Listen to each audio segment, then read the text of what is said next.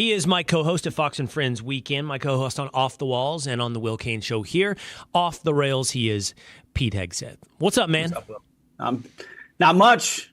I agree with what you said. You know, I'm sitting here today. The guys have already made fun of me here wearing a golf shirt. And I used to host the Will Cain Show in a T-shirt. Clearly, I just got off the back nine. And today, I've gone with the golf shirt. But I've noticed big movement on the Hegseth social media to move not just to the T-shirt, which you're wearing right now, but I was really fascinated with a post last night pushing War on Warriors where we went with a tank top. Although not really a tank top, Nope, more like a sleeveless tee. You know, it didn't taper at the shoulders, it just cut off at the shoulder. It's cut off. It's cut off tee. You know, it's a workout tee. You gotta show the guns while you're working out in the gym. And it was real because I was on the elliptical, the old man elliptical, and I realized this live signing event was in a couple hours and I hadn't promoted it. And so I set up a phone in my backyard and I did a thing. Yeah, it wasn't intentional, truly. But yes, it was a little much. Yeah, it was totally natural. It was spur of the moment. Hey, I'm outside haying.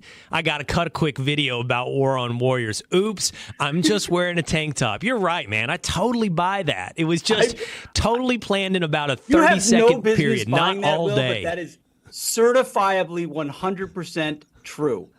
I know you don't buy it, but I'm telling you, it's the truth. All I could think as I saw the guns and the delts was like, 275. He's benching 275. And he's proving it right now. And I did analyze the video. I'm like, let me just see what kind of definition is throwing up 225 pounds 10 times and 275 4 times. And I just sit there and I just analyze the gun show. That's a little disturbing, Will. That's a little disturbing. I think we should not talk about that. Except that I'm not alone. This is all everyone was thinking about, and because it was intended in your well-planned video with a tank top. You were sharing the guns with America. We have done the same 1,000 times over in the Hudson River. I will just say this.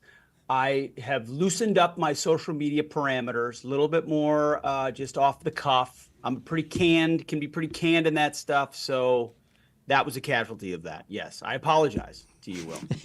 Try to do better.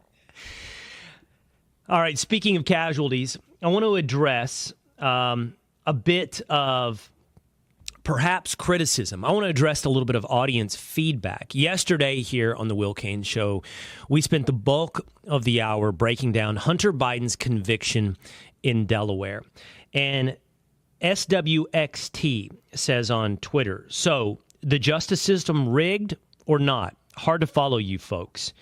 And Jamar Martin on Twitter says to me in response to a tweet that I had published about a month ago, wherein I said, we were promised a return to norms. Well, lawfare is the new norm. You can't close this Pandora's box. And Jamar Martin says to me, waiting for your dumb ass to retweet your own tweet. Is the conviction of Hunter Biden, Pete, proof that we have a fair and even Department of Justice, that the justice system sees no political party, that Donald Trump is not a victim of lawfare? No, not at all. If anything, it just restores faith in average people in Delaware who looked at a pretty obvious case that was really straightforward and didn't belabor it or pretend. They just talked for a couple hours and said, yeah, he was high. He was a user who illegally filled out a form, and so guilty, guilty, guilty. If anything, if you're paying any attention at all and you want any intellectual honesty at all, you have to recognize that the process that led up to both of these cases is what is the evidence of lawfare in our society. So by cherry picking and finding any possible crime they could in the Trump case, they put their thumb on the scale, including bringing in new prosecutors, reviving old cases, stretching statutes, stacking cases, everything they could to try to manufacture something. That's one side. The other side is Hunter Biden, where they tried as hard as they could for 6 years not to charge him with anything, including sweetheart deals, and they haven't charged him with the most significant stuff, which is the foreign agent acting as a foreign agent. The tax stuff's coming up. So all the real shady, significant stuff where he should have registered, he was leveraging his father's influence, they wiped that all away, and they went with the most straightforward charge possible. And yes, a jury, and they didn't want to even charge that, and they tried not to. And then when they did, the jury found him guilty. There's no risk for Hunter, though, because his dad, regardless of what his dad says right now, he'll never see the inside of a jail cell. Between November and January, that position will be conveniently reversed, and Joe will pardon Hunter, of course. He'll never have these charges with him, and that's that. So I think the process proves the dual track of the system. Perfectly said, Hegseth. I hope that Jamar Martin or SWXT are watching the Will Cain Show. And I know that it can come off as sounding like, yeah, but indulge the conversation for just one moment. Hear us out. Pete Hegseth has said it perfectly. The results of a criminal trial are not what proves or disproves the existence of lawfare. It's the process of bringing the trial that proves or disproves the existence of a corrupt system of justice or department of justice. No one sit here and says that our justice system is perfect. It's not. It's just better than the alternatives. And it will always be handed over to 12 of your peers. And in Donald Trump's case, 12 of your peers in New York City won't guarantee justice. But the lack of justice is revealed in the fact that the case was brought in New York after passed on by the Federal Elections Commission, the Southern District of New York. After it was passed on by federal prosecutors, it was handed over to a jurisdiction where this had never been done before. This type of case, literally, in all of jurisdictions across the United States, had never been brought, but it was brought in Manhattan by a district attorney, Alvin Bragg, that a lot of evidence points to, coordinated with the Department of Justice. And the outcome, as we talked about, wasn't the point of that trial. Yep. It actually wasn't necessary for convicted felon Donald Trump. But the case itself, tying him up in trial, painting him in ugly pictures in the media, and taking him off the campaign trail are the evidence of lawfare. In Hunter Biden's case, the process also is revealed, Pete, because I think what has been swept under the rug is he was offered this incredible plea deal that was going to wipe away his tax aversion case. I don't think it wrapped up into his child spouse or his spousal support case, but it also would have wiped away this gun charge. It would have never seen the light of day of a courtroom, but for one judge who was appointed by Donald Trump who said, well, this is rotten. This plea deal stinks, and allowed it to go to court where Hunter Biden had to face a jury of his peers. And I just think you've said it perfectly. It's not yeah, buts or, equivocating. It is when you talk about lawfare and you talk about the weaponization of the Department of Justice, what you're talking about is process. Yes, for sure. And it's the extraordinary versus the ordinary. And if they could have used the ordinary against Trump, they would have. Remember, what do they say famously? They got Al Capone on tax evasion. Like if they could have found anything on Trump, they would have brought that lock solid case against him, but they didn't have that. So they made up the extraordinary extrapolations and touted that out as justice. And they avoided everything complicated with Hunter and went with the straightforward and ordinary, which ended up being an easy slam dunk case, but it was the lightest case that they could possibly bring.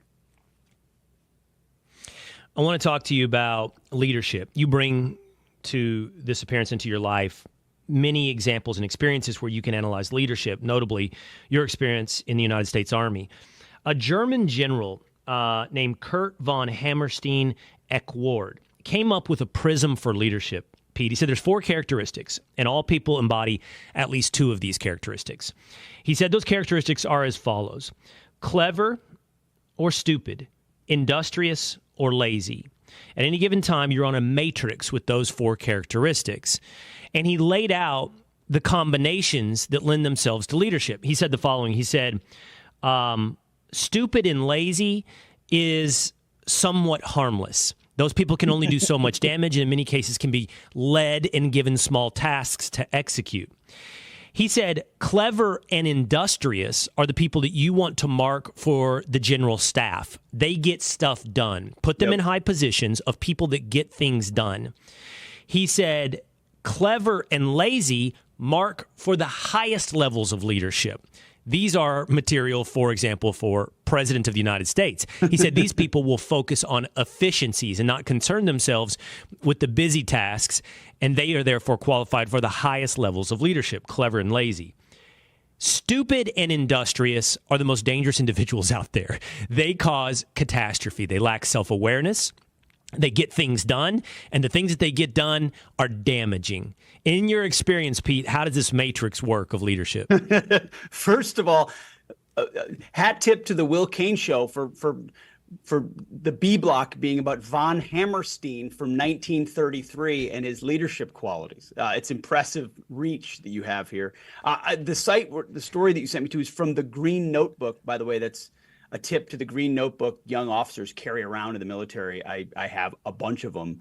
I'm not familiar with this matrix. I don't think it doesn't include a virtue box. So I think this is sort of all amoral or avirtuous in a certain sense. But I think he's pretty spot on where you would want to put people. The problem is there are a lot of stupid, industrious people across all organizations, not just the military. I know this is pertained to the military, and that's where foolishness comes in. Like highly efficient, foolish people peddle things that other people fall for, and makes for a really bad result.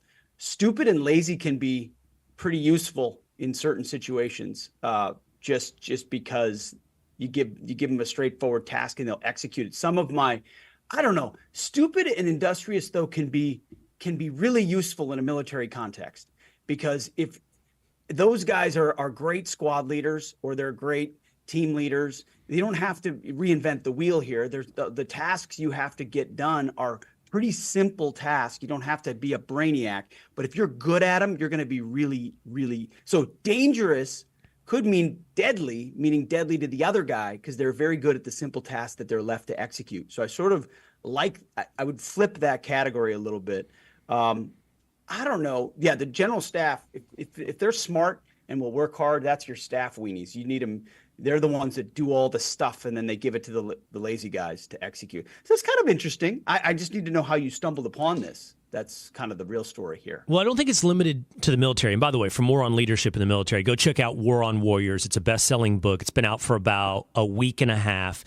It's Pete's book. And he, of course, wrote a bestseller called Battle for the American Mind, talking about the American education system. He's taken on another of the institutions in America, the United States military, which he has direct experience, and he's talked to men who are at every level, sometimes anonymously, and I know he's heard from a lot of them after the fact. If you really want to know about what's going on in the United States military and how it represents a true existential threat to America, check out War on Warriors. But I don't think this is limited to the military. I mean, this is leadership in general. So, I actually struggled. I think it's interesting, and I like simplifications, and I like matrices. But I got to thinking, well, what is Joe Biden? Like, which of these two characteristics does he embody? And, I mean, I definitely think, I know this sounds partisan, and we'll actually do Donald Trump. But I think that Joe Biden is stupid. I don't think he is necessarily clever, although for decades he was capable of working the mechanics of deal-making in Washington. But I think there's ample evidence, even when he was coherent and not senile, that he wasn't the brightest bulb in the Senate. Yeah. I think that's an opinion, not just from a partisan perspective. I think it was an opinion that was shared by Barack Obama. A lot of people I think that's pretty felt clear. that way. Barack Obama was not overly impressed with Joe Biden's intellect. Industrious versus lazy. It's hard now because he's so old and tired. Like, that's not the same thing as lazy, right? So I don't know. I mean, he has to be stupid and lazy at this point, but it's not like a character flaw lazy. It's just like, hey, he's 81. So I don't know where he was in his prime, but it's somewhere between stupid and lazy and stupid and industrious. Yeah, I think you're right. It's clearly he was effective navigator at some level. It doesn't mean he had a bunch of smarts, but he knew how to play the game, which politics doesn't mean industriousness in politics doesn't mean mean you have a lot of utility or usefulness anywhere else. You're just good at manipulating and maneuvering and posturing inside institutions to be the next in line or to get the next vote or to, he was elected so young. He was elected when he was 30, I think. And so in a relatively safe seat in Delaware. So here's a guy who didn't have to worry that much about reelection, was super young, and so that's a novelty in and of itself. And if you can leverage kind of being one of the first, the youngest, the up and coming, then you focus on foreign policy, which is always what he tried to do. But that was clearly ambitious. You do that because you're from a small state and you want to be seen as someone who can work on the global stage. He was running for president as soon as he was able to. So this is not a guy who's lazy. I think he's a guy who's probably ready to maneuver, which would put him in the dangerous category, which is sort of exactly what we're seeing now. I guess you could have predicted the fact that getting elected was the most important thing. And so once that happened, he was going to cater to whatever constituency would sort of keep him there. And that became the far left. I don't know. If you trace back he had to have worked hard in the political context to get where he got, considering how many times he ran. So at one time, stupid and industrious, and now stupid and lazy. And it's again, I don't think that's lazy as a character trait in his case. I think it's just a matter of fact because he's tired, man. He's tired. Let's do Donald Trump really quickly. Now, if we're being real, and we should be real at all times here, Donald Trump's critics would definitely describe him as stupid and industrious. I don't think anybody could make the argument that Donald Trump is lazy. That would be a very hard argument to make. Yeah. I think so. Therefore, they would describe him as stupid and industrious. Now, his fans, and I do think anybody that watches Donald Trump over time has to come away with, this guy's not stupid. And he's proven over time that what he says in, let's say, inartful or unpolished ways is proven out to be true over time. I'm sure he's not batting 1,000, but we could go back to COVID, and most of his proclamations on COVID that were dismissed as stupid turn out to be true. Whether or not famously, for example, the death rate, where he said, it's way lower than what predictions were, and he ended up being right on that. But I think that he's a guy where his critics will say stupid and industrious, and his fans will say clever and industrious. I think that's a proper characterization. I don't know where instincts fall into that, but this just feels like a guy with his own set of instincts, which I do think inclines heavily toward being clever, understanding, reading rooms, reading people, reading situations, understanding power dynamics, leveraging them for your own benefit, whether it's in business or in politics. Like, it's pretty hard to argue over the last 20 years that anyone's been, especially since he's entered the political arena, but even before that, in the sort of creating an image and building a business and building a brand, you can't do that if you're stupid. You can't. Again, these are oversimplified, but here's the thing: he would be industrious and clever in my mind in this matrix, but I wouldn't appoint him to the general staff. I don't. He's not a worker bee in that. The general staff is full of people ready to plug and chug. He's certainly more on the side of appoint to highest leadership posts, but he's not in the lazy box. So I don't know, that's where these simple matrices don't really break down, because industriousness might not be the right word for him, though. He's sort of, if you're an entrepreneur or if you're a brand maker or a market maker, you're not lazy, but you're not industrious. So he's definitely in the top left quadrant of this, but it's unclear. I wouldn't want him on a general staff. Just because. All right, we'll return to politics in a moment because I want to address some of the latest predictions, the prediction market for president between Biden and Trump. But so, Pete, I was Googling yesterday. Let me tell you what my Google searches included. How tall is too tall for men? So, my sons went to the dentist yesterday. Okay, and okay. Here we go. Little did I know they take your height at the dentist. Okay. This is what we're coming in at, all right? This is what we're registering right now. The oldest son, who is 16, will be a junior next year, is 6'4". I don't think he's done. 6'4". He's tall drink of water. He is. He's a tall drink of water.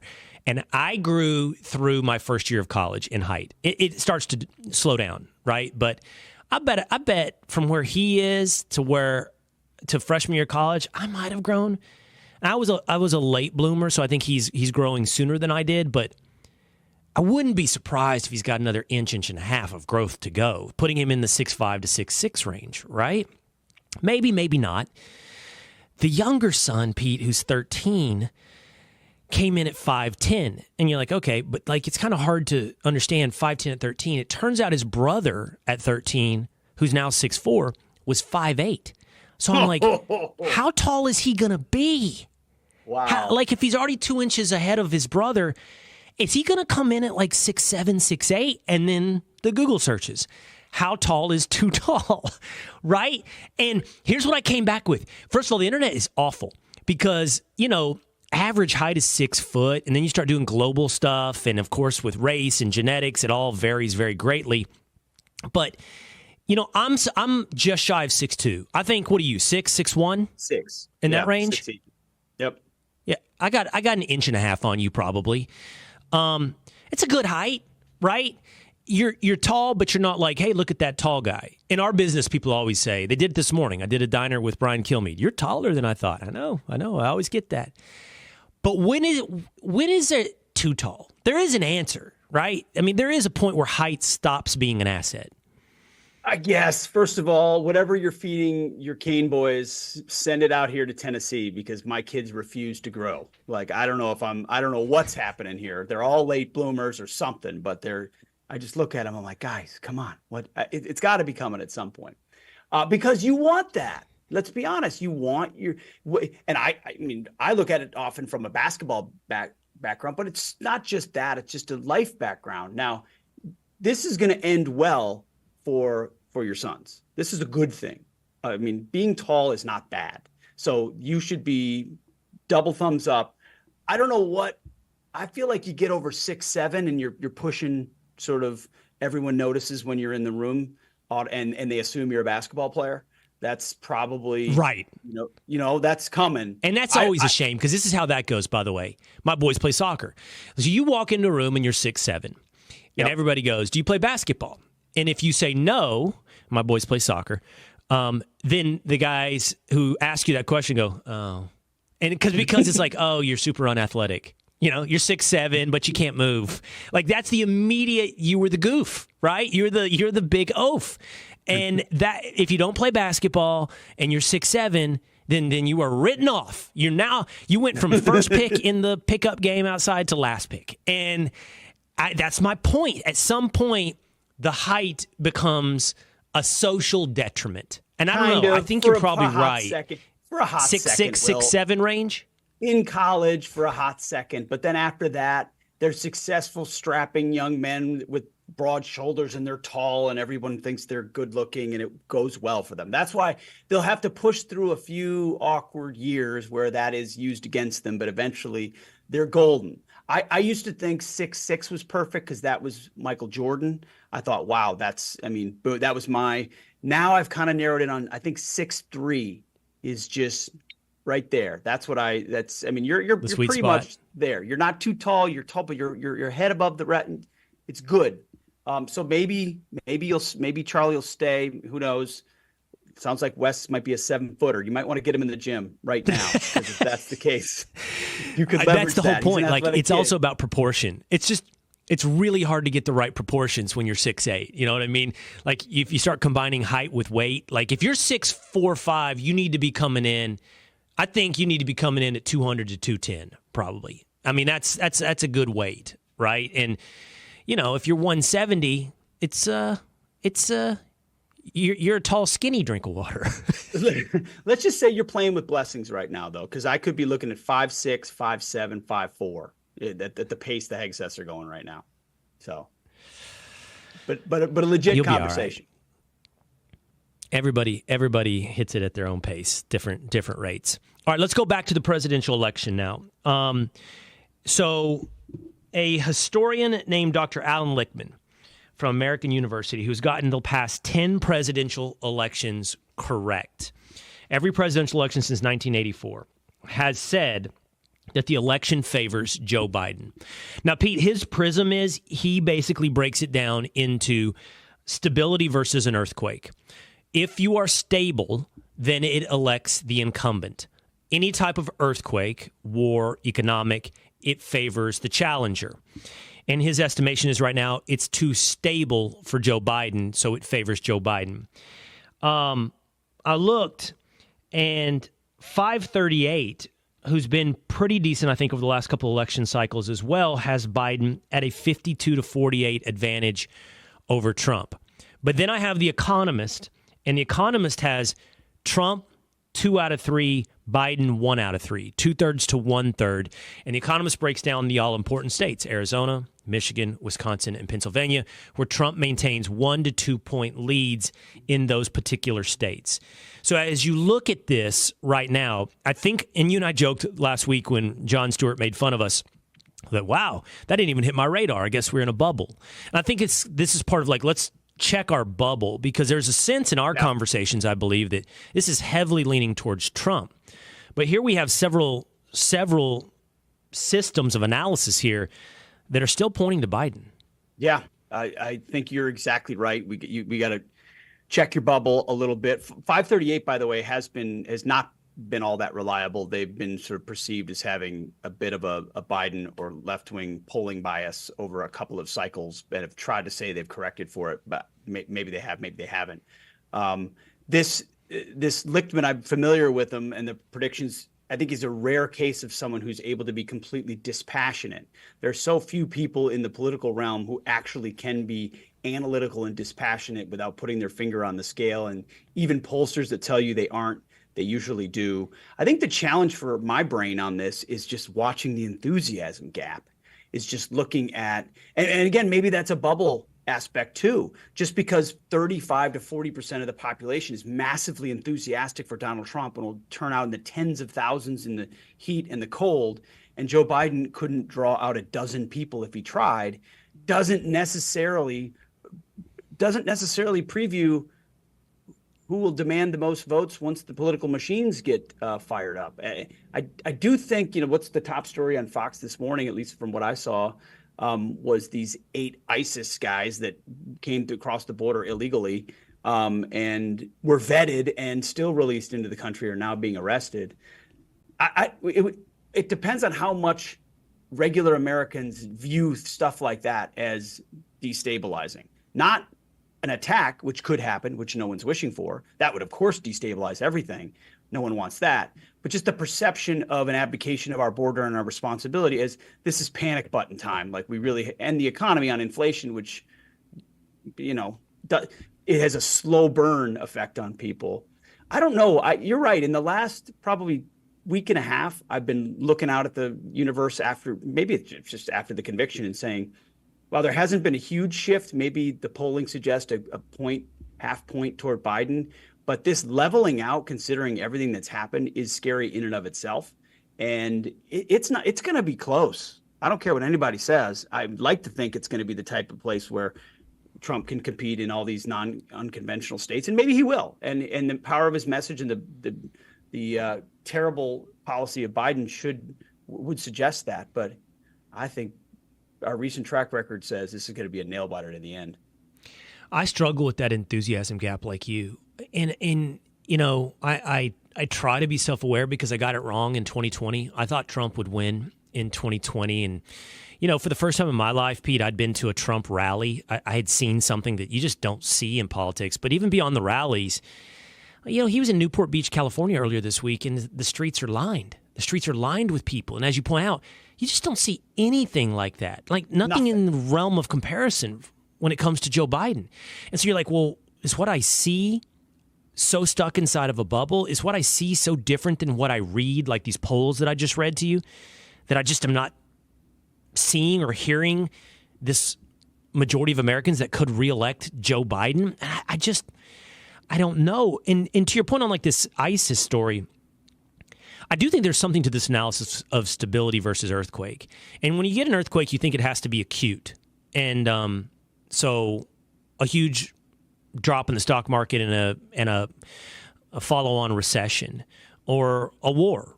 out of the blue. But can an earthquake be a slow build earthquake?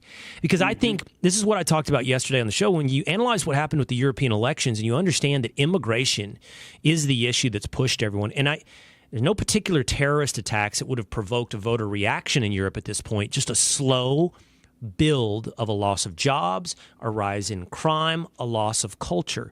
So can you have a slow building earthquake? Because if the answer is yes, you are having that in America as well. And it played a role in 2016 with Trump. Yes. And I think it's going to end up being the biggest issue in 2024. I think you're right. I mean, 2016 was a slow build earthquake. You had Brexit was the precursor to Trump, just like you saw in some of these European elections. There's no doubt. So it's impossible to know. I think it's also difficult to assess dissatisfaction inside each side of the spectrum, because you see those dissatisfied with Biden out in the street protesting, Hamas and Genocide Joe, and it's all very evident in our faces. And I still think you and I know I'll just speak for myself. I don't often calibrate well kind of that never Trumper Nikki Haley number, which is more under the surface of people that say, hey, I'm a Republican, but I'm not voting for Trump. But they're not out in the streets. They might be on Twitter. Most people aren't paying attention to that. How big is that group vis-a-vis the group that Biden is dealing with, which is very public? So if you've got very public dissatisfaction with Biden, very public support for Donald Trump, and then quiet support for Biden because they're not going to vote for Trump, and then quiet Trump hatred on the Republican side, there's a chance that there's a deceptive current that when we observe it, we're not factoring in. But I still think that growing dissatisfaction, that slow motion earthquake, like you talked about, is a good explanation. And anybody who's paying attention to the security of our communities and our own economic satisfaction, man, they've only got one way to turn right now. All right, last story, huge controversy. Joey Chestnut, 16-time Nathan's hot dog eating contest champion. He's won every hot dog eating contest on the 4th of July since 2016. Has been booted from the competition. Why? Because he took I believe, 7-figure endorsement from Impossible Foods, plant-based, vegan, meat maker, hot dog maker, and I didn't realize this, but I guess participating in the 4th of July hot dog eating contest is part and parcel with sort of a brand advertisement for Nathan's. And so if you're out there endorsing Impossible Foods, Impossible Meat, you can't be a part of the Nathan's, professional eaters or whatever they call it, professional eating competition.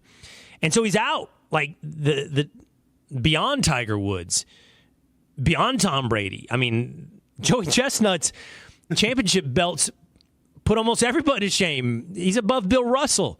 So are you outraged? Not at all. I think I think Joey Chestnut made out well. I mean, where in the world is he going to get a 7-figure endorsement? I think Nathan's is absolutely right. They opened the pathway for a new champ. If anything, I don't know. I mean, this really could hurt Joey Chestnut because you kind of Bud Lighted it a little bit. Like your whole thing is hot dogs, and now you go with fake hot dogs. I don't know. I don't know who's going to end up winning in this thing. Or does Nathan's? Are you outraged at Joey?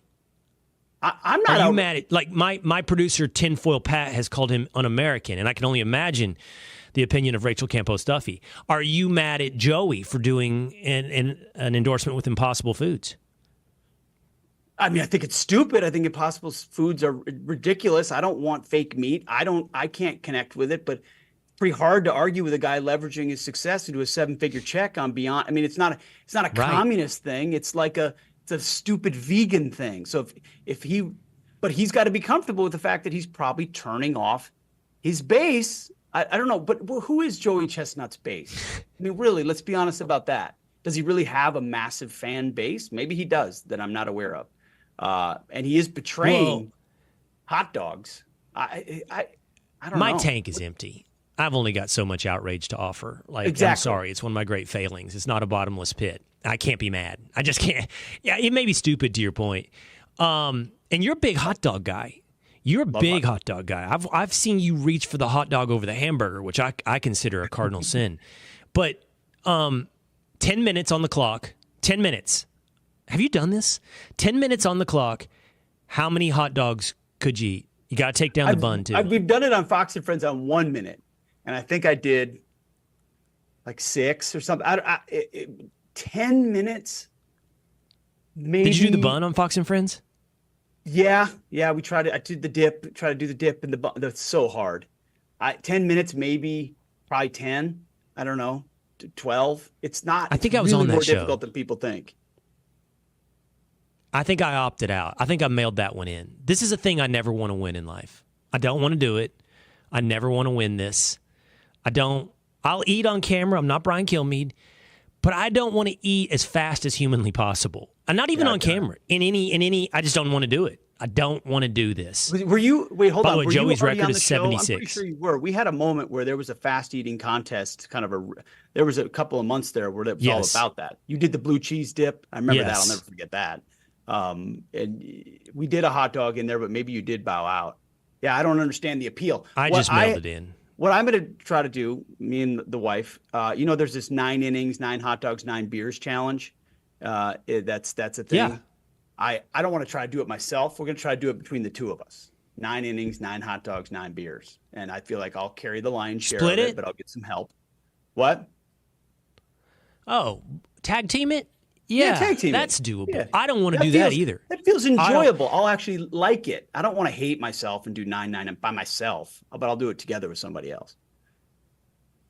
You know, I thought about you. We talked about that challenge, the producers of the Will Cain Show, and I said, I'm not built for this. I don't want to drink 9 beers. And it's not that I don't like having a good time. I get tired of drinking the same thing after a while. And so, like, first beer, you do good jump times. around on drinks. Second, that's what I'll do. I make mistakes. I start jumping around. Because like 3 beers, I'm like, I don't want this. I'll have a vodka soda. And now my roller coaster has left the tracks, you know? Mm-hmm. Now yours is different. You just don't have a break. So whether or not it's a break, a BRAKE, you don't have a break. So whether or not it's beers or your gin and soda, what's the difference? 3, 11, it's the same thing. Beers, easy beans. It just doesn't. I just wouldn't feel good the next day, and I'm into feeling good the next day these days. So I would never do that challenge. All right, you are my. If we have a draft for professional eating, and you have to draft among your friends, you're my first round draft pick. Pete Let's go. I'm happy. And by the way, that makes me proud. Thank you, brother. Get him on your social media. Go to Instagram. Check out the Gun Show, and while you're there, pick up the War on Warriors. Hey, we find out today, Will, in about 4 hours where it is on the New York Times list. So I'll keep you posted. Well, I don't trust the New York Times bestseller list, so I don't know if it's real or not. But I can't imagine you wouldn't be number one. I'm serious. Like if you're not number one, I don't trust it either. There's nothing to trust. I already don't trust it. We'll see. Sometimes you can overwhelm them. All right, Pete Exeth. Thanks, man. You got it. There he goes.